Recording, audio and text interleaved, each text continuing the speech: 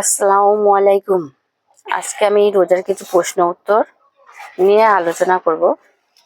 তা আজকে তৃতীয় রোজা। তা রোজা সবাইকে শুভেচ্ছা জানাই। আশা করি সবার শরীর সুস্থ থাকুক আর সবাই সব রোজা করতে পারুক ইনশাল্লাহ। তা রোজাকে আরবিতে কি বলা হয়? তা রোজাকে আরবিতে সওম বলে, যার অর্থ হলো কোনো কাজ থেকে বিরত থাকা আর ত্যাগ ও বর্জন করা। রোজা কবে ফরজ হয়েছে? তো হিজরতের পর অষ্টাদশ মাসে এবং দ্বিতীয় হিজরির শাবান মাসে রোজা ফরজ হয়েছে।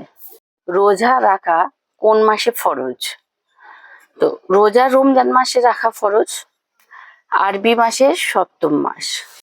রোজা রাখা কতদিন ফরজ? তো রমজান মাস যতদিন হয় 29 দিনও হতে পারে, 30 দিনও হতে পারে। কোরআন পাকে রোজার নির্দেশ কোন সূরায় আছে? সূরা বাকারায় 183 নম্বর আয়াতে। রমজানের কয়েকটি ফজিলত সম্পর্কে আলোচনা করুন। তা এই পবিত্র কোরআন পাক এই মাসেই নাজিল হয়েছিল।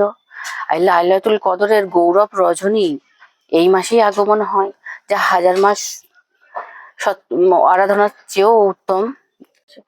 এই মাসে মুসলিমগণের উপর রোজা ফরজ করা হয়েছে।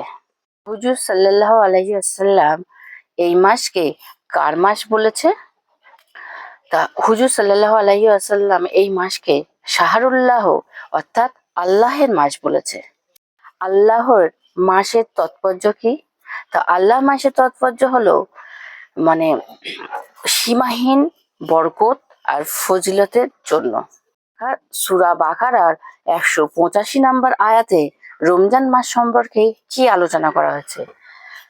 রমজান মাস সম্পর্কে এই আলোচনা করা হয়েছে যে এই মাসে তোমাদের উপরে কর্তব্য হলো তারা যেন পুরো মাসটাই রোজা রাখে। নবী করিম সাল্লাল্লাহু আলাইহি ওয়াসাল্লাম এই মাসে কি কি ফজিলত ও মর্যাদা বর্ণনা করেছে? এই মাসে খবিস জিন ও শয়তানদের বন্দি করে রাখা হয়, দোজখের দরজা বন্ধ করা হয় আর জান্নাতের দরজা খুলে রাখা হয়। মুমিনদের রুজি বৃদ্ধি পাওয়া যায়। এই মাসে সকল মাসের সত্তারের মর্যাদা পাওয়া যায়। এই মাসে নফল আমল ফরজের সম্মান মর্যাদা পাওয়া যায়। আর এই মাসে এক ফরজ আমলের 70টি ফরজের সম্মানে ফজিলত পাওয়া যায়। এই মাসে মজুরিদের কাজ হালকা করে দিলে কিয়ামতের বিশেষ মর্যাদা পাওয়া যায়। রোজা কত প্রকার ও কি কি? রোজা হচ্ছে 6 প্রকার: ফরজ, ওয়াজিব, সুন্নত, নফল, মাকরুহ ও হারাম। ফরজ রোজা কাকে বলে? আমরা যে বছরে একবার 1 মাস রোজা করি 30 দিন, এই রোজাকে ফরজ রোজা বলা হয়। রোজার কয়টি শর্ত? রোজার 2টি শর্ত।